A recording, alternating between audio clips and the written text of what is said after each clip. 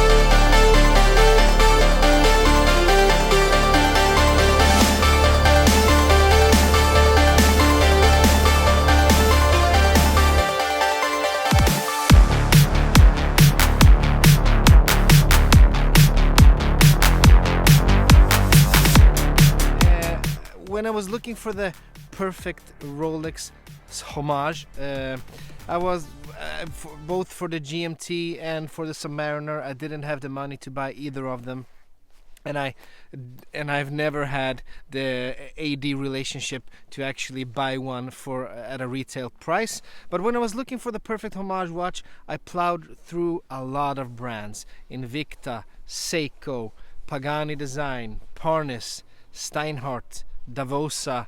I mean, there's a lot of Homage watches out there that give you the same look, but the far less, the inferior quality is the word I'm looking for.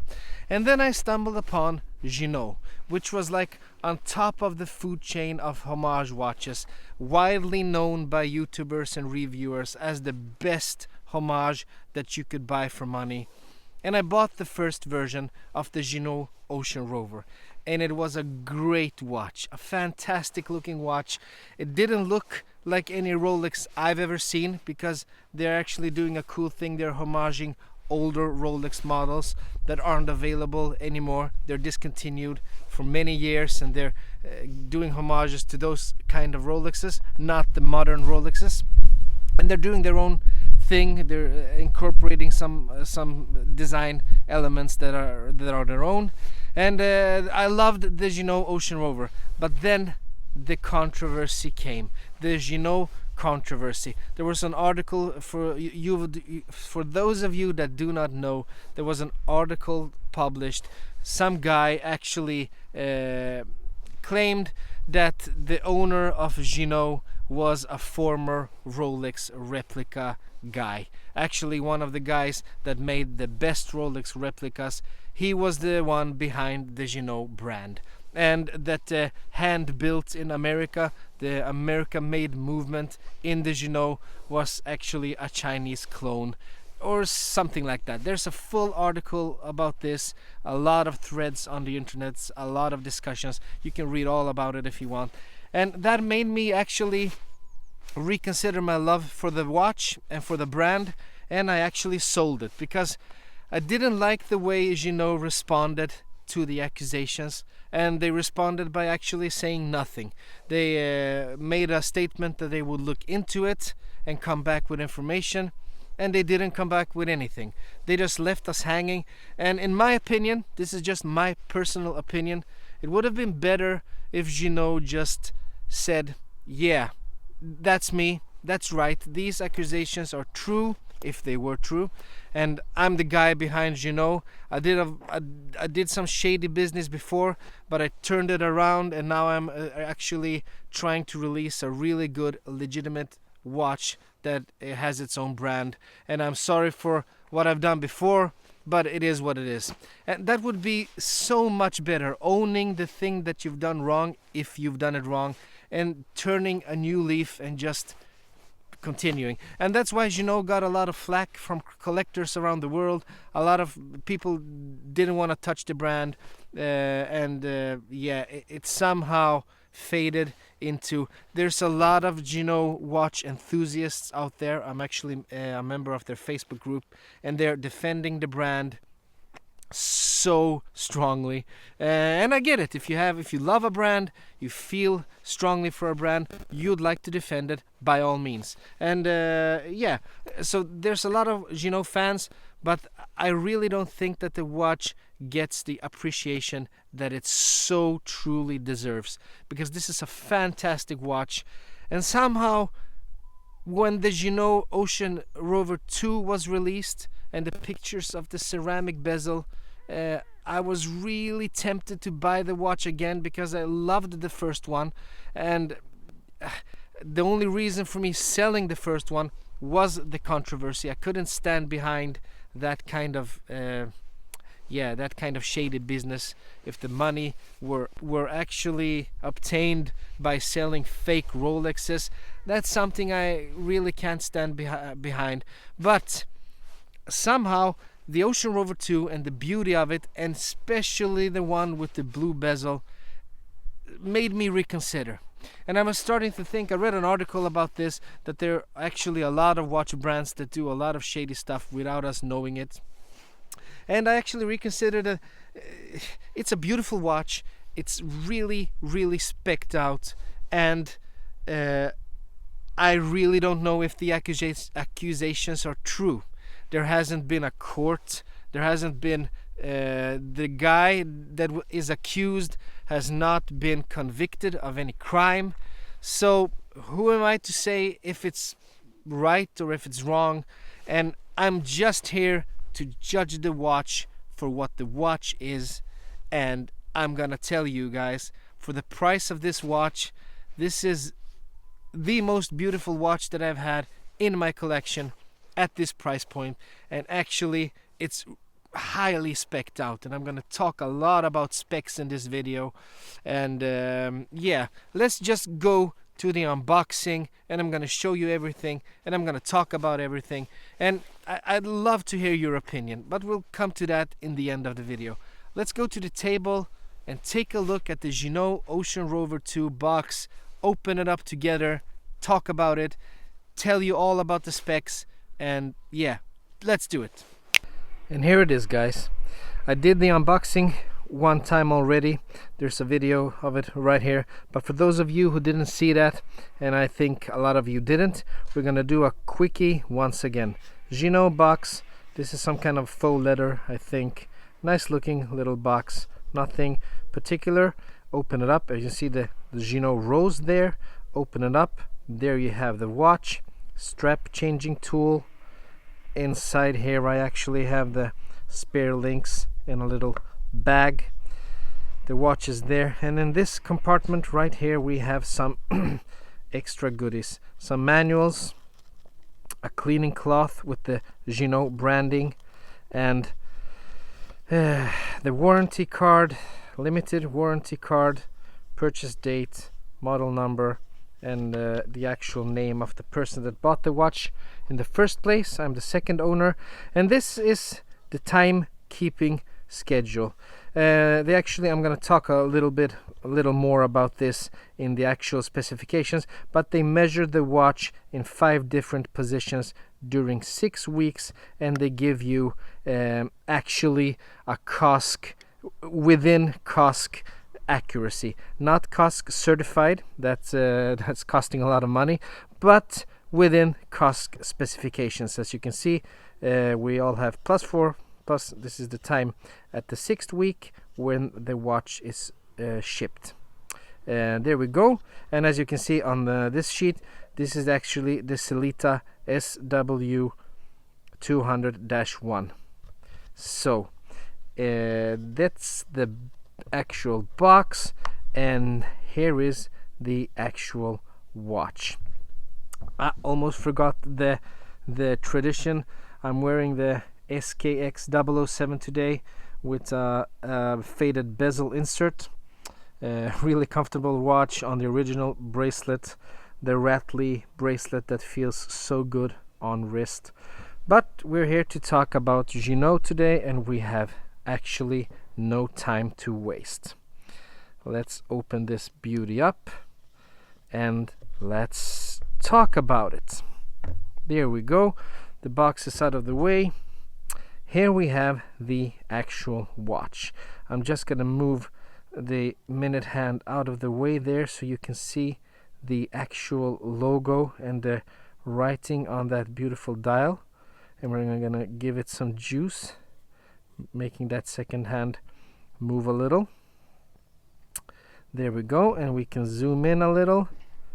As you can see, we have a black enamel dial, white hour markings, the rose just beneath the 12 o'clock, Ginault Kinetic Continuous Ocean Rover 1000 feet 300 meter submersible maritime precision chronometer. You might say that's a lot of text on a dial, and I might agree with you, but it's so really nicely done that I can live with it actually. And a little hand built in America just beneath the 6 o'clock. As you can see, this is the no date version, so we don't have a date here. And as you can see, it's stainless steel all the way. There's the crown with the Ginault rose. There's the back side of the watch, clean and simple, but we have some writing. Ginault 1000 feet, stainless steel. Yeah, you can remove the bracelet right there. You can see the curvature of the lugs right there. Those are some slender and nice lugs. You can see that the bracelet is all brushed on the upper side, polished on the sides. It's actually a bracelet with screws, which are really sturdy and really good to work with. The clasp is really comfortable, and I'm gonna talk about the glide lock a little bit later. But yeah, I'm loving this clasp, except for one thing, and I'm gonna talk about that in the cons. All brushed, really prolonged clasp, which I love. Makes the watch sit perfectly on the wrist, no wobbling. And a threefold clasp. There we have the glide lock. As you can see, perfectly smooth when you work it, and it's really comfortable to have because I actually use this quite a lot. So the Ginault Ocean Rover II specifications, and we have a lot of specifications to talk about today, so let's get to it. The movement inside of this is a Sellita SW200-1 or an ETA 2824-2.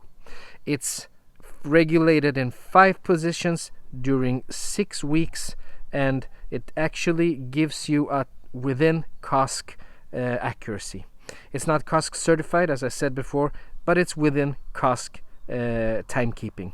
It's a movement with 28,800 beats per hour. We have 38 hours of power reserve, 26 joules. The diameter of the watch is 40 millimeter. The thickness is 12.7 millimeters. The lug width is 20 millimeters, and the lug to lug is 47.5 millimeters. But as you can see, we have male end links, so it would actually be, I think, like 48.5 millimeters if you count the male end links protruding a little bit, maybe 49, I don't know, but it's a really slender watch on your wrist. Trust me on that one. We have a sapphire crystal, a flat sapphire crystal that is, and I'm going to talk a little bit more about that later on. The water resistance is 300 meters, and this watch actually comes with a date or without a date, and you can actually choose 2 configurations of the loom.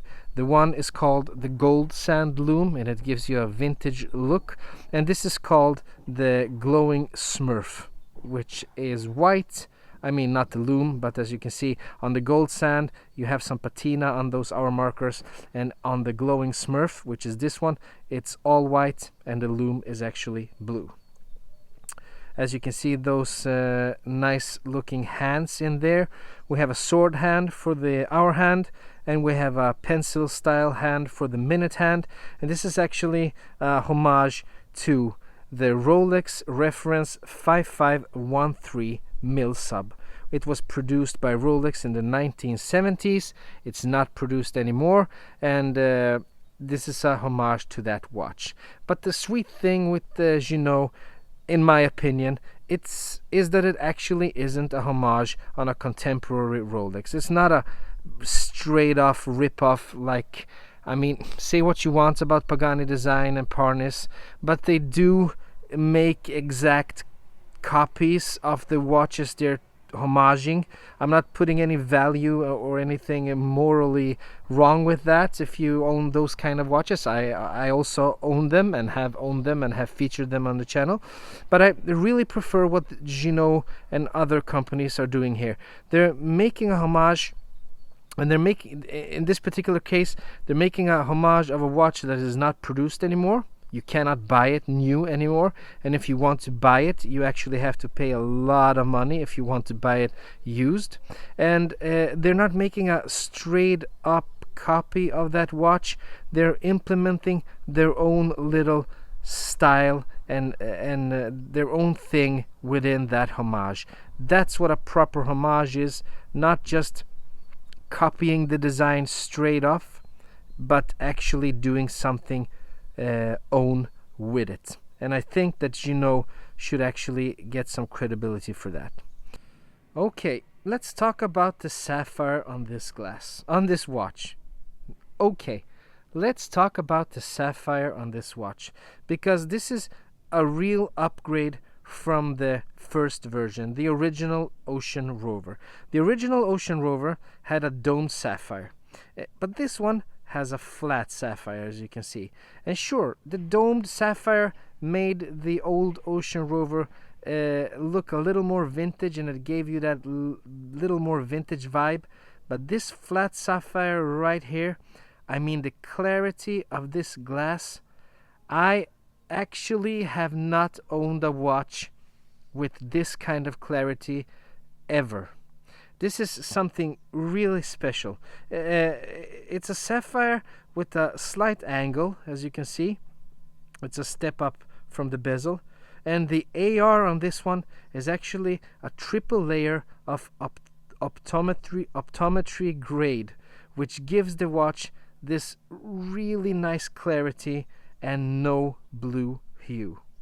I guess optometry grade means that it's used in glasses and something like that, giving people the best possible clarity that it can get. And the clarity of this watch, making that black enamel dial pop right back at you, is, I mean, it's unparalleled. I haven't seen this kind of clarity on any of my watches, not on my Rolex, not on my Omega, not on any of the Breitlings I've had.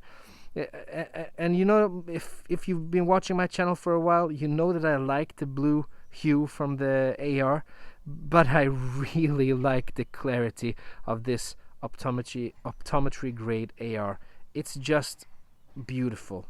It makes it actually look like the watch doesn't have a crystal at all. Okay, enough talking. Let's put it on the wrist. There we go. And I'm actually going to put it on my non-tattooed wrist as well, but it's not staying untattooed for long. Here we have it, 20 centimeter wrist. This is what it looks like. It's so perfect in my personal opinion, and it looks so good. I'm just blown away by the looks of this watch, by the feel of it, and that 12.7 thickness makes it wear really comfortably, really slim, slender on the wrist. It looks, in my opinion, perfect. There's one little cool thing about this watch, and it is that it actually meets the ISO 6425 dive watch requirements.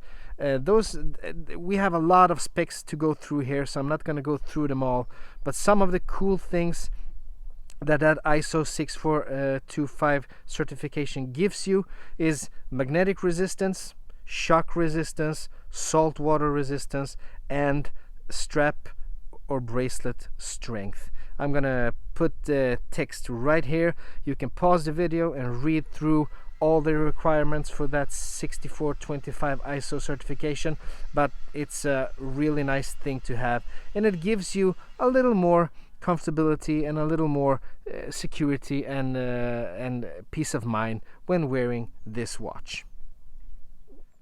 What did you say? You want some more specifications on this beautiful watch? Okay, here we go.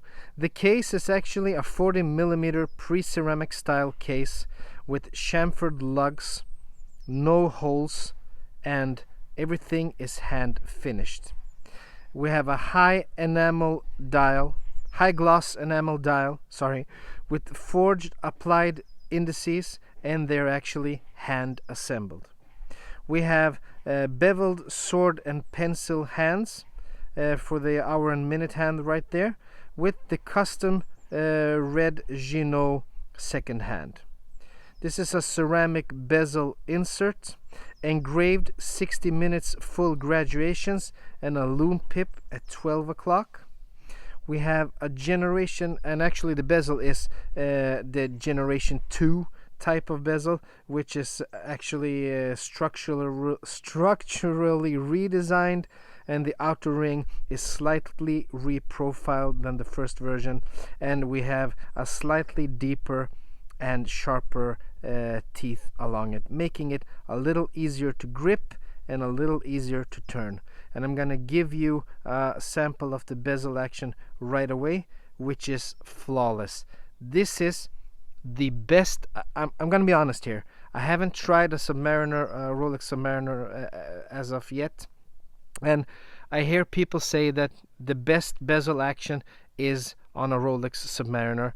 But this watch, of all the watches I've featured on the channel and of all the watches that I've actually held in my hand, this has the best bezel action ever. And I'm going to show you a sample of that right now.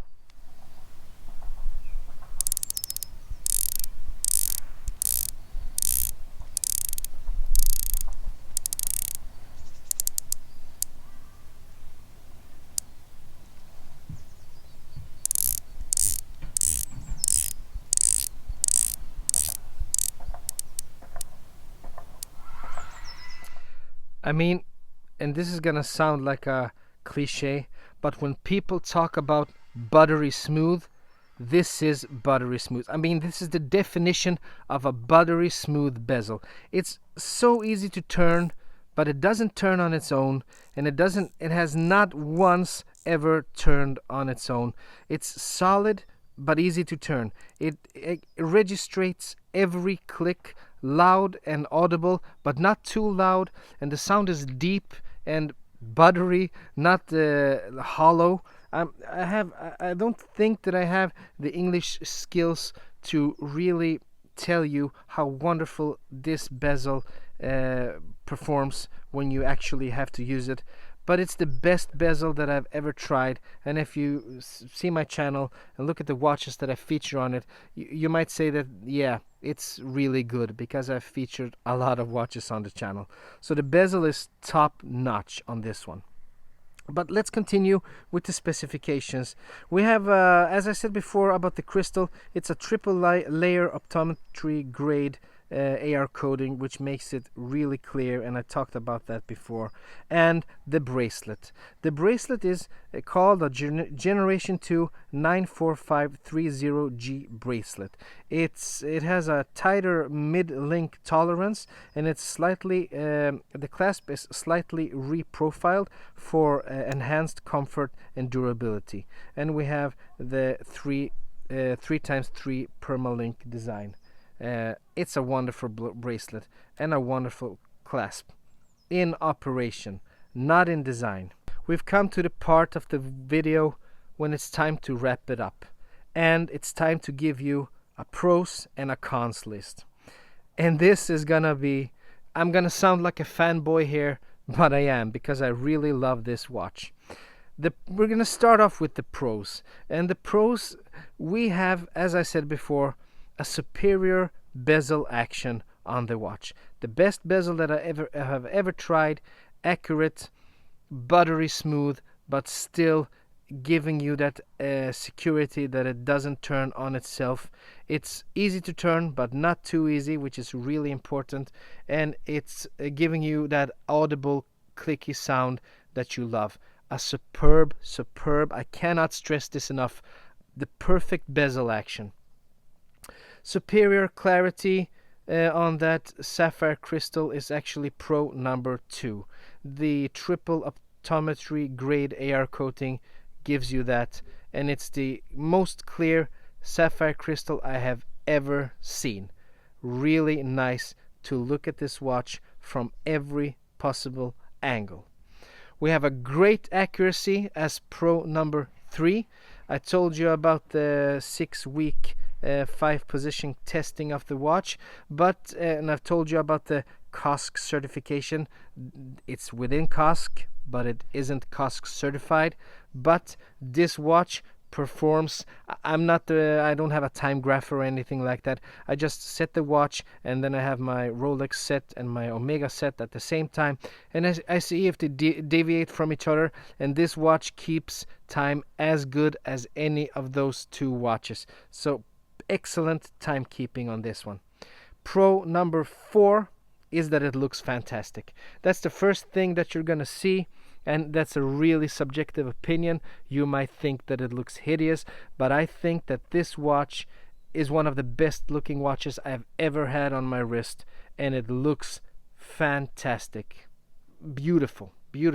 Somehow it mixes in vintage with those slim chamfered lugs and new modern design with that ceramic bezel and the glowing Smurf white color of the hour hands, and it's just tasty, really tasty, and really beautiful looking. Pro number 5, I think it is, is that it wears great. This is a slender watch, as I said, 40 millimeters in diameter, 47.5 lug to lug, and only 12.7 thick, making this actually the case back just sinks in to your wrist a little. If you have a little fat like me, it'll sink in perfectly, and it's a pleasure to wear. So pro number 5 wears great. And pro number 6 is actually the Loom. And with that said, let's take you to the Loom section of the video. Okay guys, we're here for the Loom shot in a totally pitch black room. And look at this. Look at it go. I mean, this is really fantastic. I mean, this is extraordinary. As you can see, it even lights up my hand holding the watch. You can see the logo, and you can even read. If I had a better camera, you could have read the text that's right there. You see the second hand passing through it.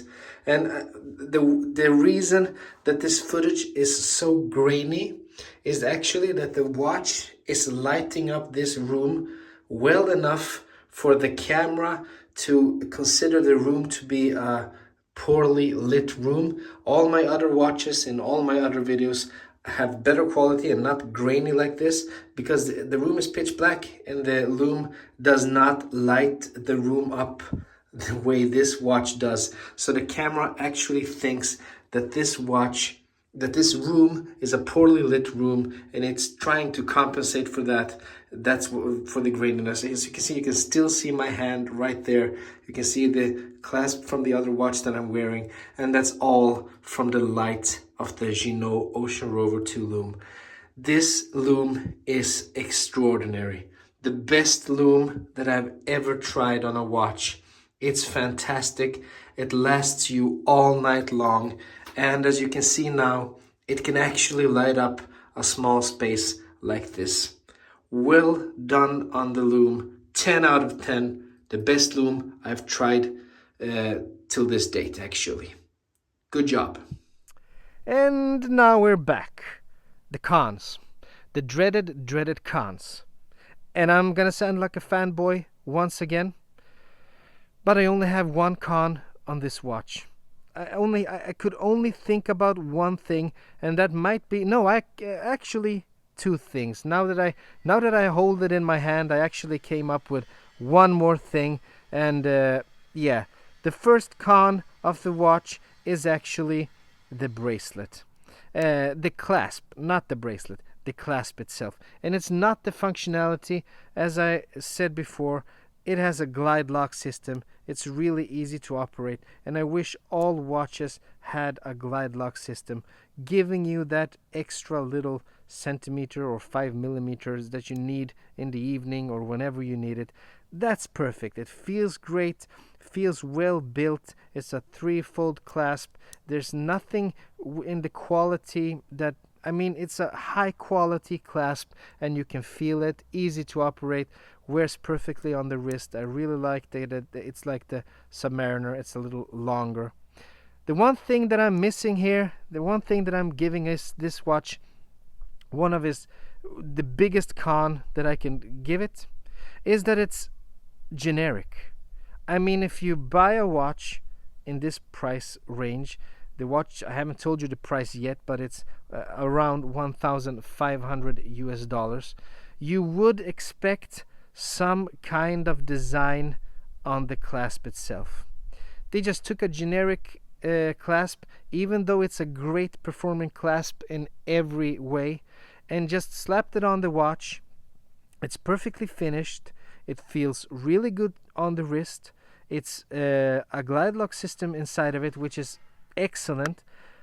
But why not incorporate some kind of logo, maybe in the lock here? Maybe you could put the rose right there and give it some design element, just taking it one step above the I mean, even the Pagani designs and Parnes watches have done something with the clasp, showing the world that it's their clasp. Steinart does it, Davosa does it.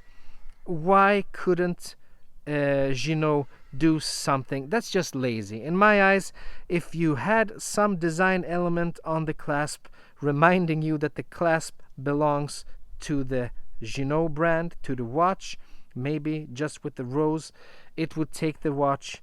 We wouldn't have any cons on this watch, because you pay a lot of money for this one, and you would actually, I expect some kind of design on the clasp. That's con number one. And con number two that I could think of is actually the male end links. I mean, this is a slim watch with a 47.5 lug to lug, so even with the male end links, it's not huge. It's still a slim watch on your wrist. But if you'd put female end links on this one, I think that it would actually wear even better, even smoother, and look better on the wrist, even though it looks fantastic on the wrist already as it does. But still, female end links would have lifted this watch to another step. So let me see. I think I have to pull it out one step before I put it on. Maybe that was one step too many. Yeah, I think it was. It's a little loose, but still, here it is once again. And now that I've talked about the pros and the cons, we have one more con. Actually, it's not a con, but it's a shame. It looks like the watch is discontinued, because when I wanted to buy it, I wanted to buy a new one, and I was ready to place the order, but I couldn't place it. And then I went to the Ginault Watch Club, and they actually confirmed, and actually sent them an email as well, Ginault, and they confirmed that they have discontinued the watch for now. That's not to be said that it will not come back, but they're releasing a new model soon, and no one knows what that looks like. And they're focusing on that one, and they have discontinued the Ginault Ocean Rover II for now. Maybe it will come back, maybe it won't. I don't know what's going to happen with the prices. Maybe they will skyrocket on the second-hand market, or maybe they won't skyrocket at all.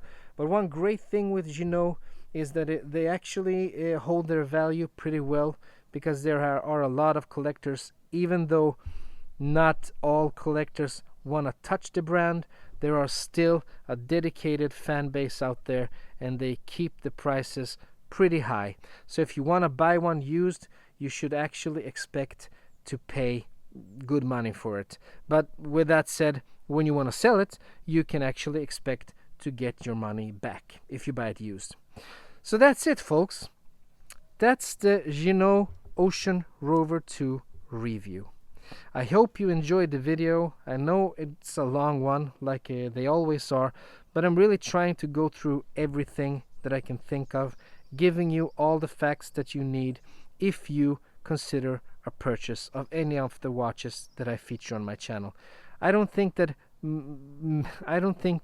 a lot of information is a bad thing, but I know that a lot of people want short videos and they just want their information to be quick and short, but that's not it. I'm not doing that as of yet, and when we're talking about a full review, I have to go through everything as I've done today. If you liked that, please consider giving the video a thumbs up. Please consider subscribing if you want to. Sharing the channel with your friends would help me out a lot, and I'll be forever grateful. And if you didn't like it, give me a thumbs down. Tell me what you didn't like. Maybe it's too long, maybe you don't like the tattoos, but I just made sure to show it to you on my untattooed hand as well. And hope you enjoyed the beautiful Swedish nature in this video, and I hope you liked it, and I hope to see you in the next one. Bye bye.